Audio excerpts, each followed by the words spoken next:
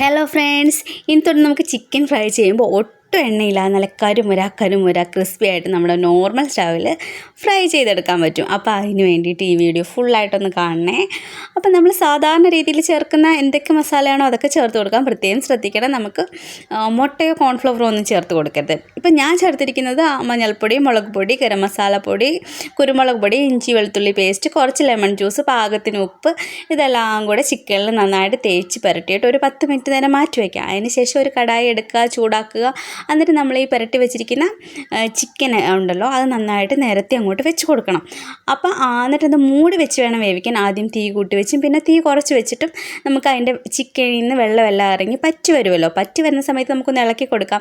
എന്നിട്ട് വേണമെങ്കിൽ 1-2 ടീസ്പൂൺ കുറച്ച് ഒരു പിഞ്ച് എണ്ണ ഒഴിച്ച് കൊടുത്തിട്ട് അത് നന്നായിട്ട് ഡ്രൈ ആക്കി ഫ്രൈ ആവുന്നത് വരെ കുറഞ്ഞ തീയിലിരുത്തി മൂപ്പിച്ചെടുക്കണം. ഇത്രയും